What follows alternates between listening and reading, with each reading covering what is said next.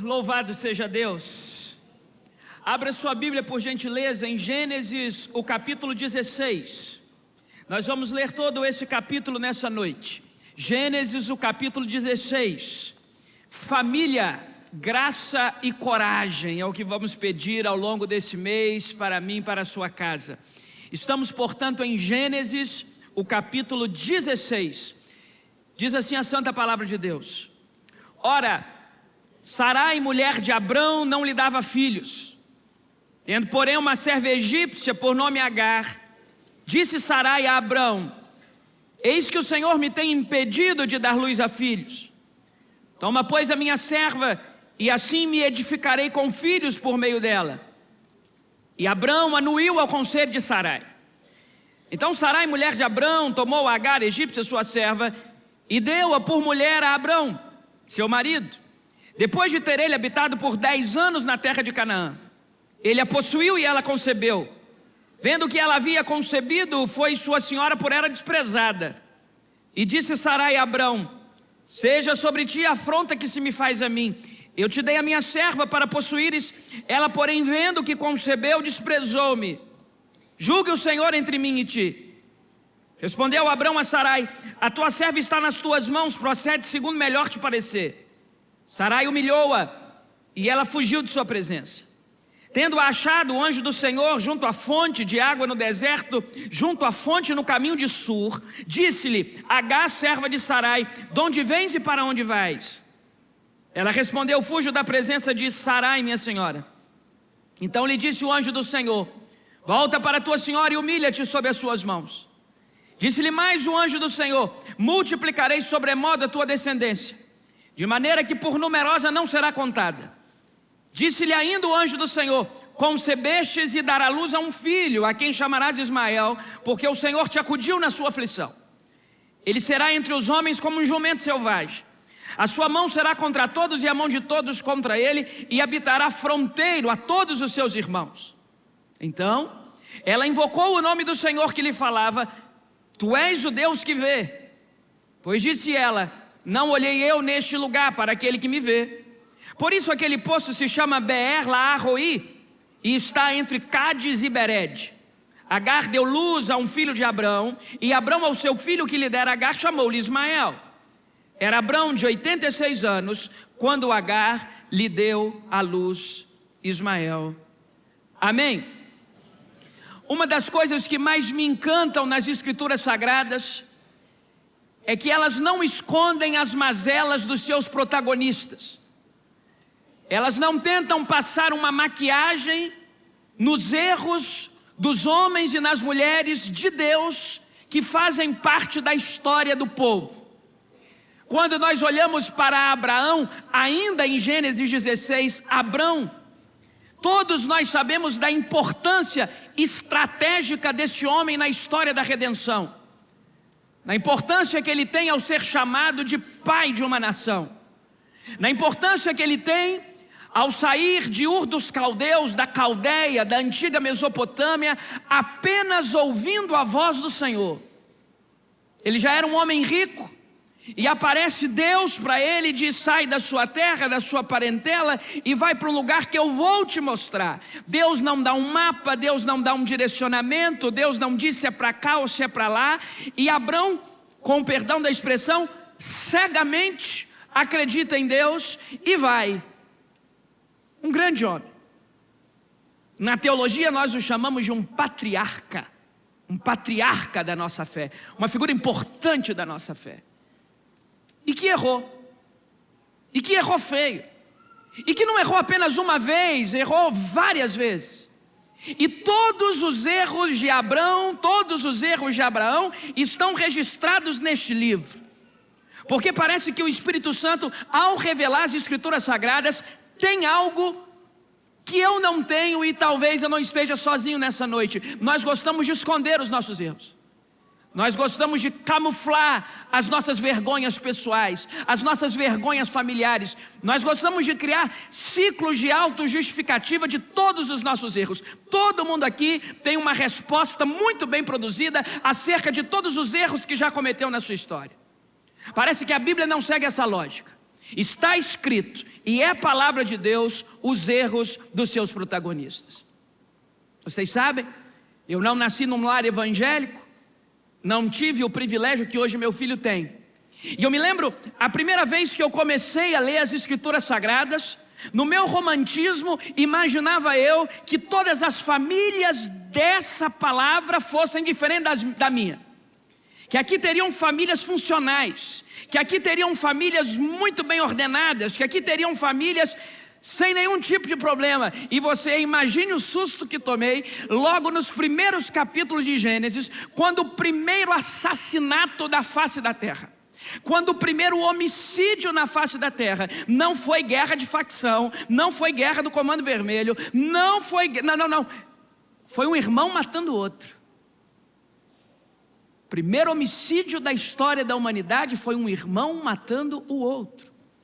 E nós vamos percebendo que a nossa família não é tão diferente das famílias das Escrituras Sagradas. E se me permitem uma opinião, é bem provável que Deus tenha permitido que os erros mais crassos, que os desvios morais mais odientos dos grandes homens e das grandes mulheres que nos são referência de fé neste livro, estivessem aqui numa espécie de conforto, para que você que tem problemas em casa, para você que tem crises em casa, pudesse entender que você não está sozinho. As grandes famílias da Bíblia também erraram. Qual é o erro que acontece aqui? E quero convidar você a olhar para a sua casa com graça e coragem e identificar algumas crises. A primeira crise, repare comigo os versos 1 e 2. A crise da própria força. A crise da própria força. Dizem os versos 1 e 2 assim: ora, Sarai, mulher de Abrão, não lhe dava filhos. Tendo, porém, uma serva egípcia por nome Agar, disse Sarai a Abrão: eis que o Senhor me tem impedido de dar luz a filhos.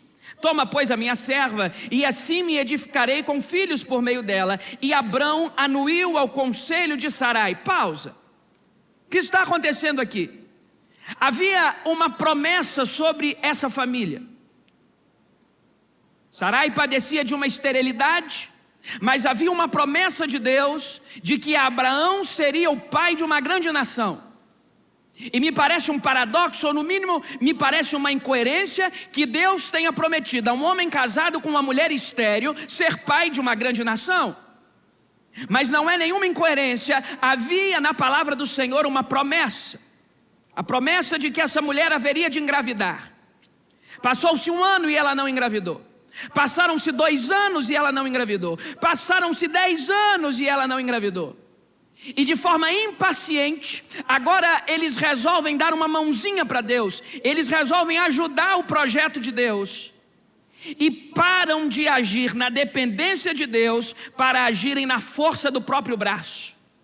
Param de agir baseados na promessa de Deus e começam a agir na força do próprio braço. Você sabe muito bem, me perdoem até explicar isso, eu sei que você não precisa saber, mas que até essa altura de Gênesis capítulo 16, Deus ainda não tinha formado uma nação, Deus ainda não tinha formado um povo. Então, toda a consciência dessa família, Abrão e Sarai, toda a lei que essa família conhece, toda a moral que essa família conhece, se baseia no lugar que eles são de origem, da antiga Mesopotâmia, Ur dos Caldeus, a Caldeia, hoje a fronteira do Iraque com a Turquia. E lá vigia como constituição um código de lei de um príncipe chamado Hammurabi, o Código de Hammurabi. Você já deve ter ouvido falar dele. E lá no Código de Hammurabi dizia que se uma mulher fosse estéril, o marido tinha um direito, o direito de deitar-se com uma serva, o direito de deitar-se com alguém, alguma mulher que trabalhava na fazenda, que trabalhava na casa, para garantir a sua descendência.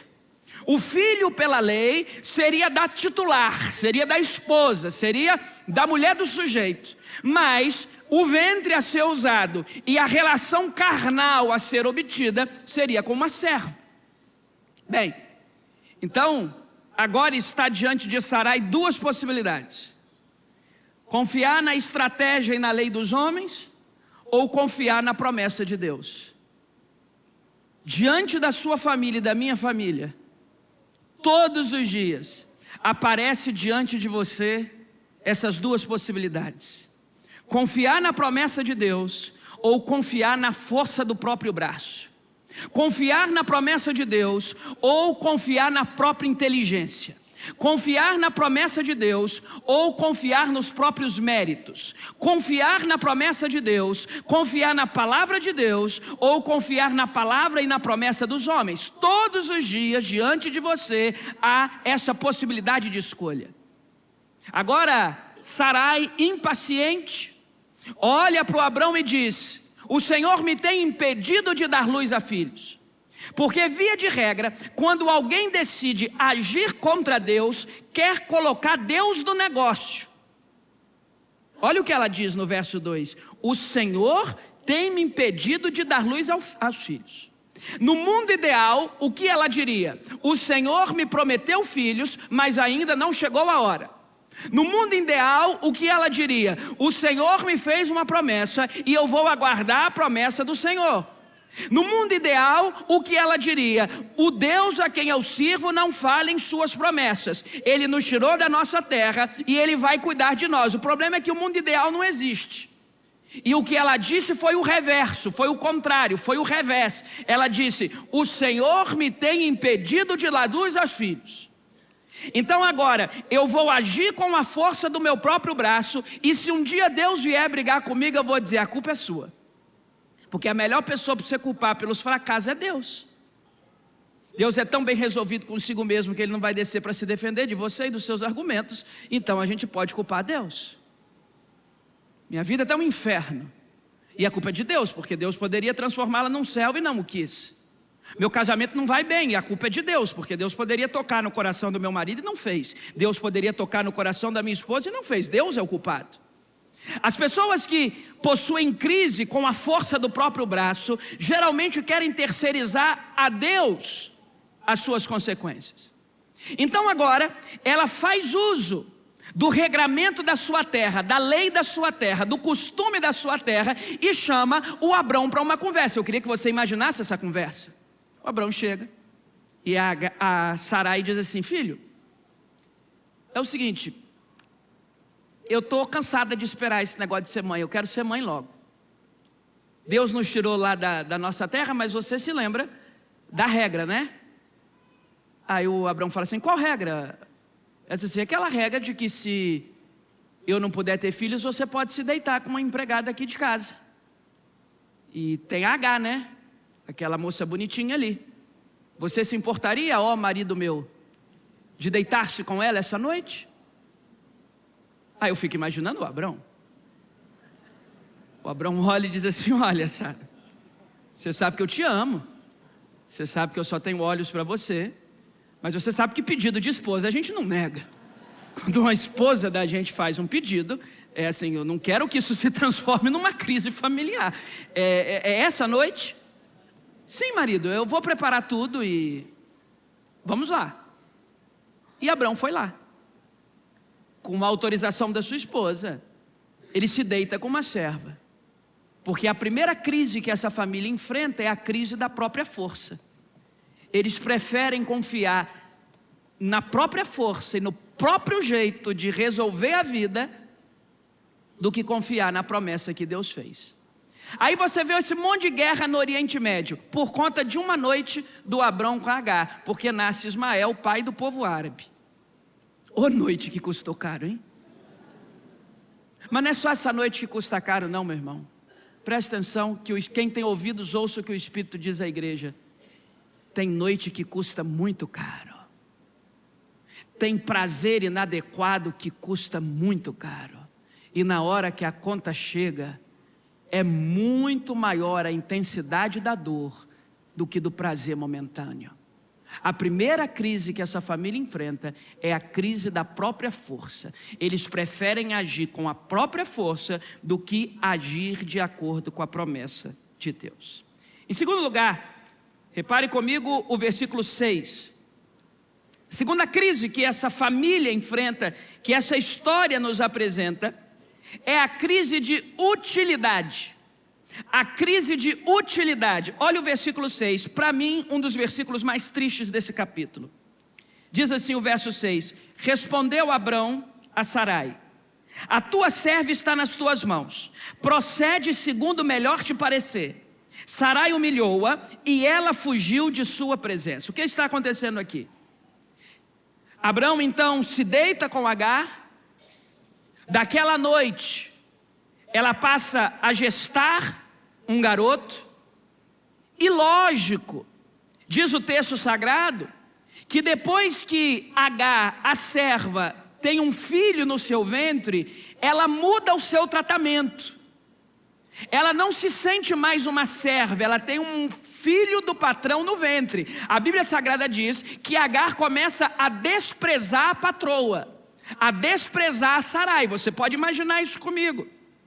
Não precisa ser um gênio da teologia para entender que aquela serva que era subalterna, que era submissa, que vivia numa relação de vassalagem, que dizia sim senhora para a patroa, agora ela esteve na cama e conheceu a intimidade do patrão. E mais do que isso, agora ela carrega o filho no ventre. Ensina para essa mulher com filho no ventre o código de Hammurabi. Ensina para essa mulher com os picos hormonais lá em cima que a lei diz que o filho não é dela. Não explica, irmão. Você não explica. Você já viu na história algumas mulheres que trabalharam naquilo que eles chamam de barriga de aluguel, dentro de um arrojo familiar. Na hora de entregar o menino não entrega, porque foi uma gestação, porque teve hormônio, porque viu o ser se formando dentro do próprio ventre. Explica para Agar que a lei da Mesopotâmia diz que ela tem que entregar o filho. Você não explica, meu irmão. Agora ela está com o menino no ventre. Quem sente enjoo é ela, quem sente cólica é ela, quem aparece umas estriazinhas nela, tem para onde correr. Bem, agora, meu irmão, ela não pede mais licença para abrir a geladeira. Agora ela sai abrindo a geladeira. E a dona Sarai está vendo a empregada dela abrindo a geladeira.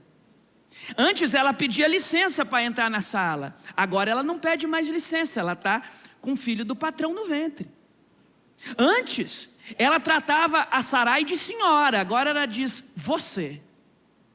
Você que não consegue engravidar, mas eu consegui. O caos está instaurado. E nesse momento, e aí me perdoem as mulheres, assim, eu peço perdão. Eu estou falando de Agar e de Sarai.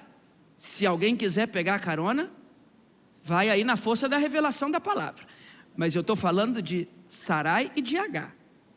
A mesma Sarai que mandou fazer um negócio, agora está aborrecida porque o marido fez.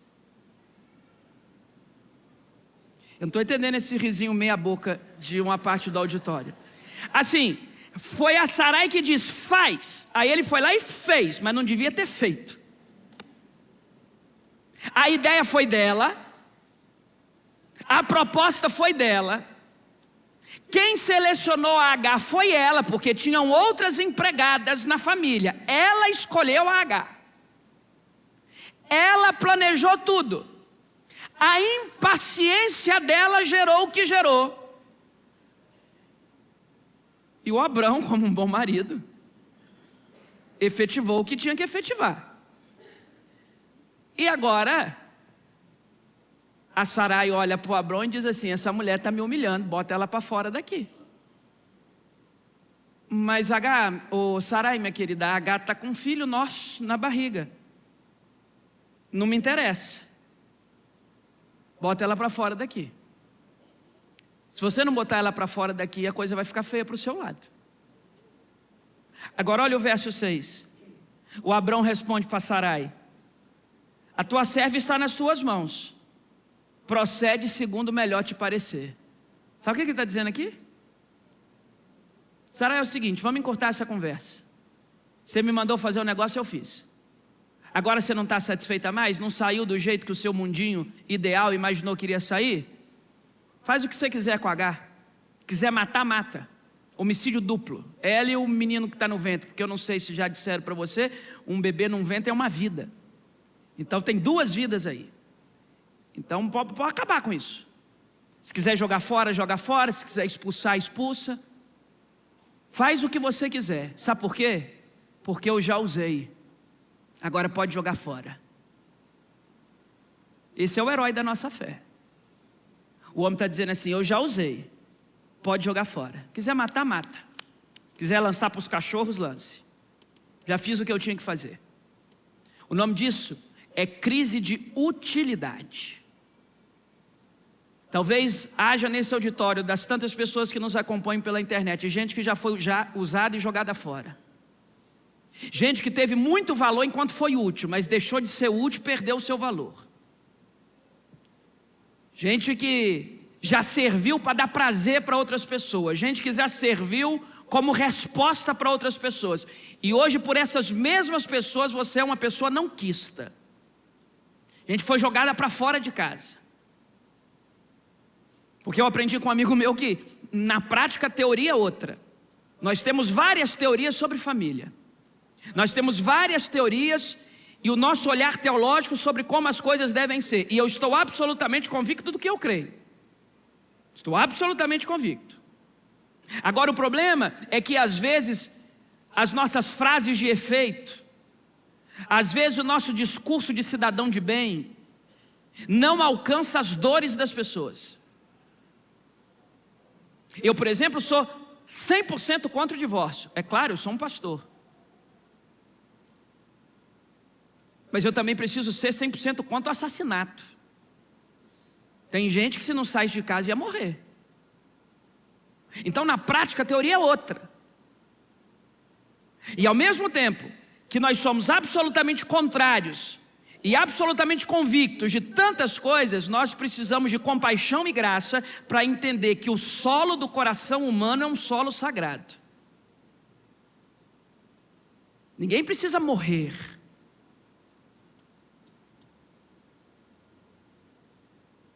Por conta de uma teoria que, por mais importante que seja, por mais cônscia que eu esteja dela, por mais certo que eu estou que Deus separou pessoas para viverem juntas, eu não sei até que ponto cabe-me orientar a pessoas que fiquem e morram, em alguns casos. É difícil a vida. Não tem gabarito a vida. Tem gente que é expulsa de casa. Tem gente que se casa com uma pessoa, irmão, e daí uns meses essa pessoa vira outra pessoa. Era uma princesa no noivado, era um galã no noivado, casou, virou um monstro, virou uma moça indigesta, virou um homem truculento. E aí? Não tem gabarito na vida. Eu conheço muita gente marcada porque foi usado ou usada e jogada fora. É isso que está acontecendo aqui. Agar é um objeto procriador para os interesses de Sarai e um objeto de prazer para os interesses de Abrão. Prazer, essa é Agar, um objeto. E depois que um objeto é utilizado, você descarta o objeto. Faça com essa mulher segundo melhor te parecer. Guarde uma frase no seu coração. O significado de um relacionamento é encontrado depois da sua utilidade. O significado de um relacionamento é encontrado depois da sua utilidade. Você é útil, mas o fato de você ser útil não se trata de quem você é. Atrás da sua utilidade, atrás do que você faz, está o seu significado. Tem gente que se apaixona pela utilidade, mas não aguenta um relacionamento com significado. Porque tem gente que é boa só enquanto satisfaz os desejos do outro. Os gregos não têm nada para nos ensinar sobre amor, exceto uma coisa. Até o verbo amar e o substantivo amor, para os gregos, tem vários significados possíveis. Pelo menos 4. O ágape, o amor premium, o amor que não espera nada em troca, como o amor de Deus para conosco. O amor eros, amor de homem com mulher, de mulher com homem, amor de desejo, amor de toque. É da palavra eros do grego que vem erotismo, erótico, é amor de carne, é conjunção carnal. O estergos, que é um amor meio objetificado, é o amor que você tem por um pedaço de pizza, é o amor que você tem por um pet, é o amor que você tem por algo que é do seu agrado. E o filéu, que é o amor que você tem por um amigo, é o amor que você tem por uma relação horizontal, que não tem a ver com carne, não tem a ver com desejo, não tem a ver com atração, tem a ver com amizade, é o filéu, philos, filéu. E os gregos, nesse embaralhado no que é amar, há uma parte da filosofia grega que nos ensina o seguinte, que o verdadeiro amor surge apenas na inutilidade. Se você quer saber que ama alguém, você precisa imaginar esse alguém completamente inútil. Então você fecha os olhos, pensa na sua esposa, pensa no seu marido, e por mais que seja difícil pensar nisso, pense nele completamente inútil, incapaz de satisfazer uma demanda da sua alma, do seu corpo, do seu desejo. Aí você pensou na inutilidade da pessoa amada e continua amando. O nome disso é amor. Mas se ao imaginar o outro inútil, o sentimento se desfaz, é porque nunca foi amor. Foi atração, foi desejo, foi vontade de sair de casa, foi crise de viver sozinho e precisava de alguém para sofrer junto, foi sei lá o quê. Amor é quando você consegue imaginar a inutilidade do outro e continuar sentindo, e continuar decidindo. Eu conheço senhoras cujos maridos ficaram inválidos por acidente, e o amor continuou. São incapazes de ter uma noite romântica, mas o amor continuou. Ele já não é capaz de satisfazer a complexidade de uma vida familiar, mas continuou o amor. E assim como na atividade pastoral, eu já vi casos de que um ou outro perde a sua utilidade e acabou tudo. Deixa eu seguir a minha vida. A segunda crise que essa casa enfrenta é uma crise de utilidade. O sujeito usou a H e agora olha para a mulher dele e diz assim, ó, faz o que você quiser com ela. Faz o que você quiser. Que Deus nos cerque de pessoas dentro de casa que nos amem pelo nosso significado e não pela nossa utilidade. Porque depois da utilidade tem o significado de um ser humano. E bendita coisa é quando você encontra alguém que te ama pelo que você significa e não pelo que você faz. Pastor, que discurso romântico. Em que mundo o senhor vive? Não, eu vivo num mundo que está tudo bagunçado. O meu papel é pregar a verdade. E que o Espírito Santo nos ajude a olhar para aqueles que nós chamamos de família e derramar sobre o nosso coração ternura e misericórdia. E que possamos olhar aos olhos do nosso cônjuge e dizer, nós estamos juntos, não importa o que vier. Popularizou-se o voto tradicional do casamento cristão, que estaríamos nós juntos, você conhece, na saúde ou na doença, na riqueza ou na pobreza, na alegria ou na tristeza, juntos. Que Deus confirme isso no nosso caráter, que Deus confirme isso nas nossas relações, e que Deus não permita que a nossa família enfrente uma crise de utilidade, Você não é o prazer que promove. Você não é o pão que coloca na mesa. Você é quem você é. E o resto, irmão, o resto é lucro, porque viver é bom demais. Terceiro lugar.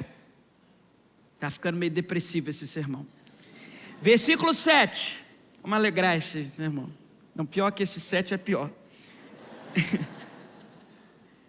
A crise da fuga. Terceira crise. A crise da fuga.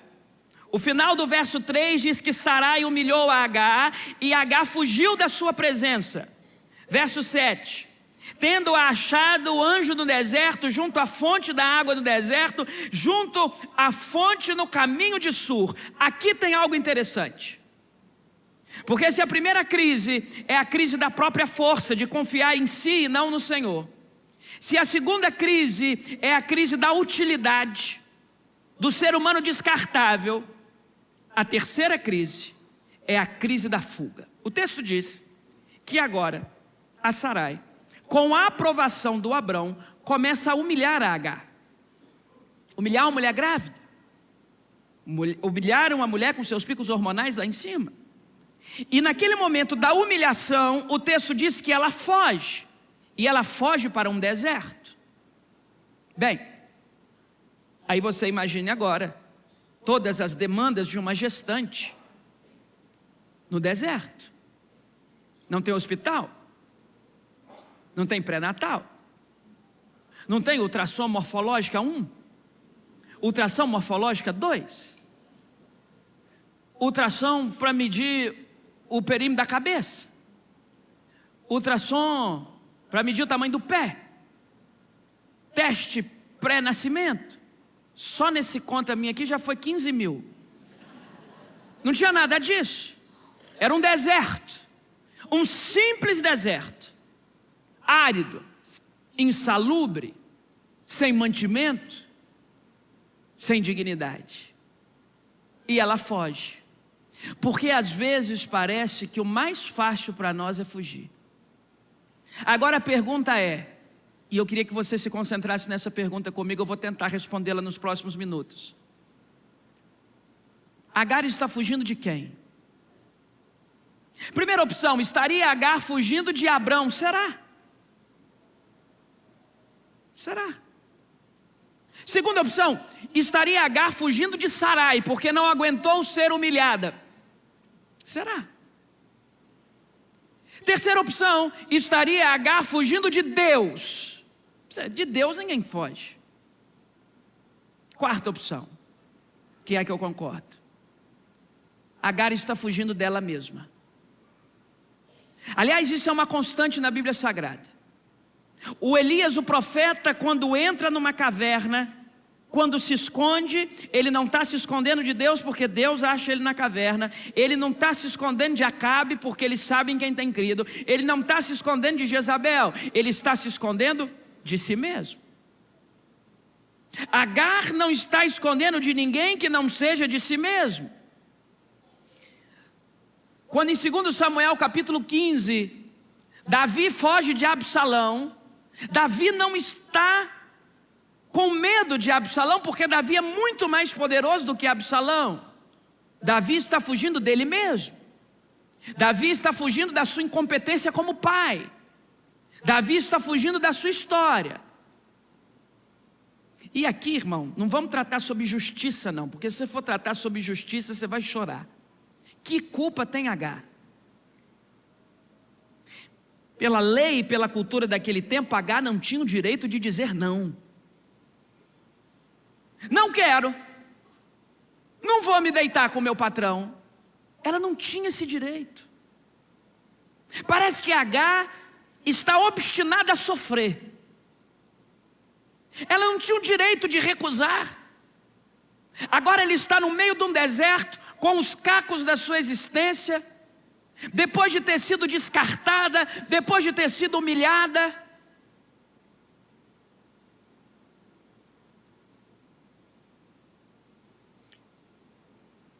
E assim, me desculpem, Abrão depois vira um herói para nós.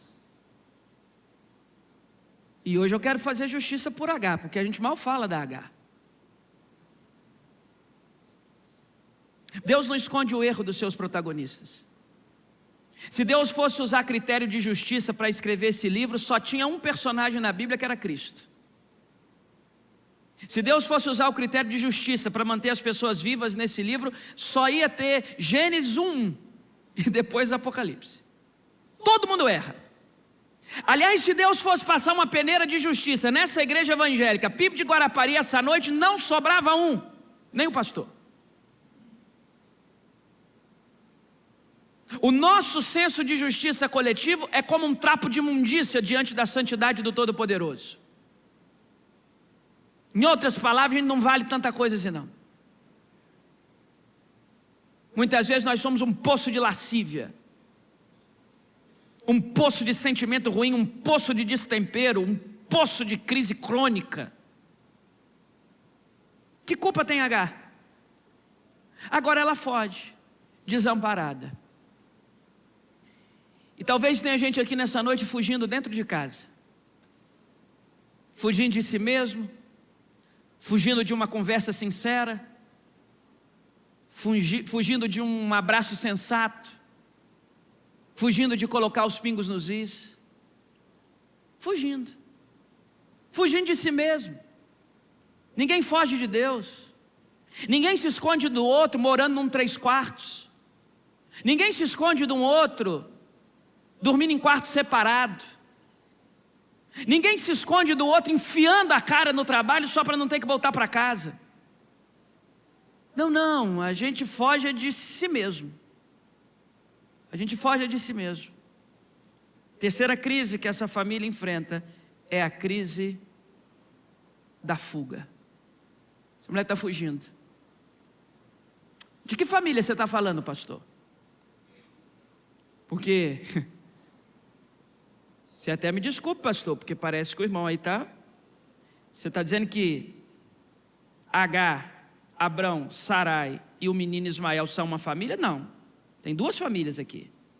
Tem uma família chamada Abrão e Sarai, que Deus uniu, e tem uma família que agora ficou Abrão e Agar, tentando fazer atalho para Deus, e Ismael. Está tudo bagunçado. Está tudo bagunçado. A gente tem que parar de fugir. Salvo engano, no ano de 2005, a BBC lançou uma notícia que na época não tinha rede social, não viralizou.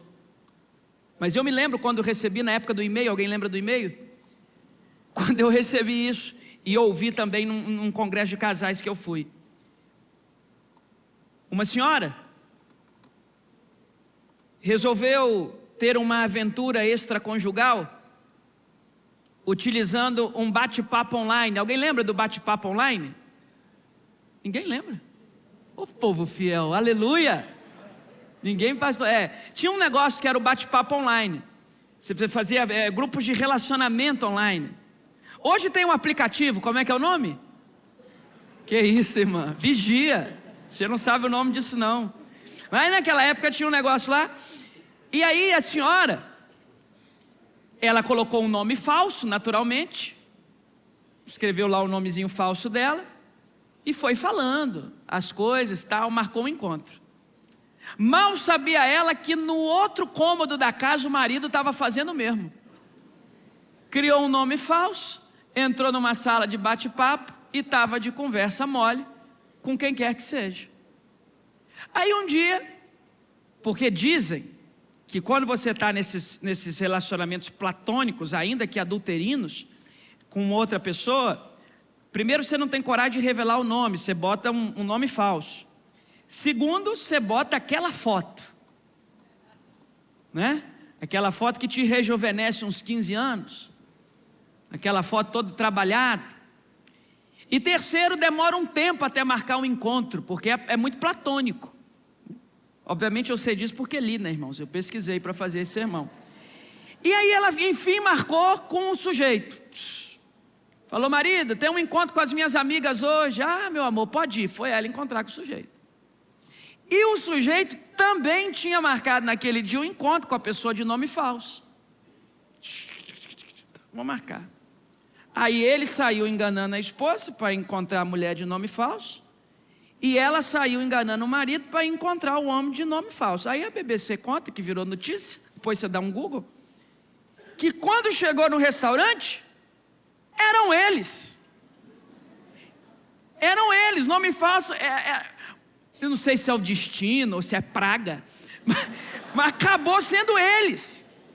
De modo que ela estava traindo ele com ele, e ele estava traindo ela com ela. A bagunça, a desordem. Aí esse fosse ser entrevistado. E o que me vem à memória é mais ou menos assim. Ela dizendo: eu estou muito surpresa. Tem advogados aqui? Pergunto, isso é ou não é adultério? Estou confuso. Aí ela vai dizer o seguinte: eu não imaginava que o meu marido sabia poesia, porque aquele homem atrás da tela dizia poesias para mim.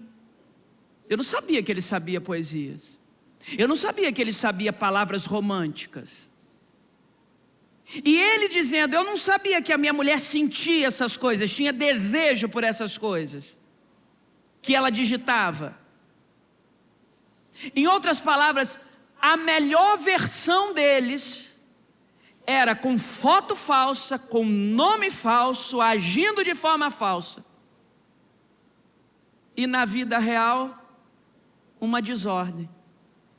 Se o Espírito Santo se agradar de nós numa noite como essa, para que a nossa melhor versão seja para a nossa casa, para que as nossas melhores palavras sejam para a nossa casa. Parar de fugir de si mesmo, parar de fugir do ajuste de contas, parar de fugir e fechar os olhos para a situação da família. Tem gente que está devendo e não para de gastar, porque acha que vai aparecer um anjo vingador e zerar a fatura do cartão. Parar de fugir da realidade econômica, parar de fugir da situação dos filhos.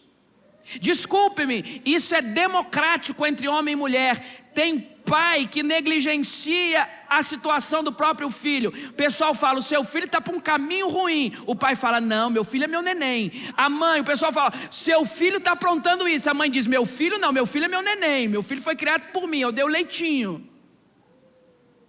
Parar de fugir da realidade. Parar de fugir. Tem mês que está apertado, não dá para comer pizza. Sentar e falar: não tem pizza. Parar de fugir. Vendo um pessoal sorrindo aqui? Não, isso não é discurso encomendado por ninguém não, tá, irmão? Eu chego aqui, não tem ninguém que me encomendou discurso não.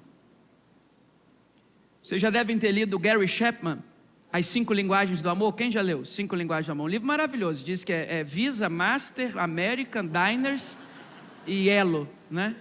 Não, parar com essas fugas mentais, parar com os excessos, parar de fugir. Porque em último lugar, caminho para concluir, versículo 13. Cuidado com a crise da sua força, cuidado com a crise da utilidade, cuidado com a crise da fuga.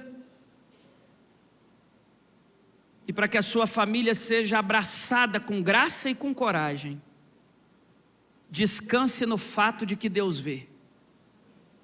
Descanse no fato de que Deus vê. Verso 13. Então ela invocou o nome do Senhor que lhe falava: tu és o Deus que me vê. Pois disse ela: não olhei eu neste lugar para aquele que me vê. Deus nunca fez Abrão andar errante, o medo fez. Deus nunca fez Sarai andar errante, a impaciência fez. A fé não nos faz andar errantes, o medo e a impaciência nos fazem andar errantes. E agora essa mulher fugindo de si mesma, apesar do seu filho de ser um filho da carne, o Ismael que vai nascer é um filho da carne. Paulo diz isso aos Gálatas. Gálatas capítulo 4, versículo 29. Esse primeiro filho que está no ventre é um filho da carne. Depois vai nascer o Isaac, que é o filho da promessa. Mas Deus não seria injusto com o inocente. Deus não seria injusto com o inocente. Deus não seria injusto com Agar. Ela encontra Deus no deserto e diz: eu tenho promessa para esse garoto também. Ele vai ser um homem forte. Isso aqui é tão poético. Sua Bíblia está aberta, por favor? Olha o verso 11. Disse-lhe ainda o anjo do Senhor, e aqui é uma teofania, o próprio Deus dizendo: concebestes de dar à luz a um filho, a quem chamarás Ismael, porque o Senhor te acudiu na tua aflição. Em outras palavras, o Agar, o seu patrão te usou e te jogou fora. A sua patroa te usou e te jogou fora. Eu, o Senhor, não te jogarei fora jamais. É Deus dizendo assim: minha filha, o seu patrão não te vê, a sua patroa não te vê, o seu vizinho não te vê, ninguém te vê, mas eu estou te vendo. Louvado seja Deus. Verso 12: ele vai ser entre os homens um jumento selvagem. A sua mão será contra todos, a mão de todos contra ele, e habitará a fronteira a todos os seus irmãos. Aqui nasce o povo árabe, valente, forte, aguerrido.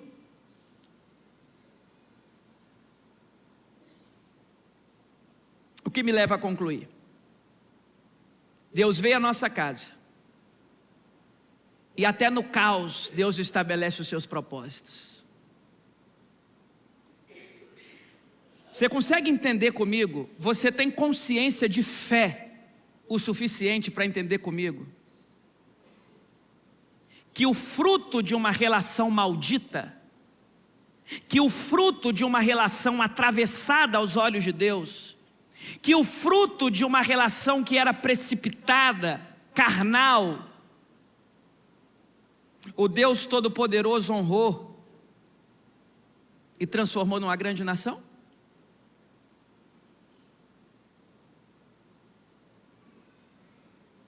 Você já parou para pensar que do caos Deus faz emergir a esperança? Você não é um acidente da história.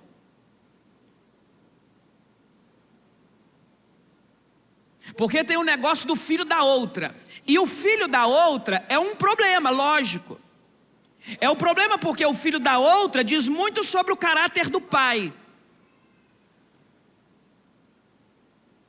Mas o filho da outra, em que pese o caráter do pai, pode ser usado para um fim maravilhoso. Ou você acha que todo grande homem, toda grande mulher que já fez diferença na sociedade, nasceu naquela família de margarina?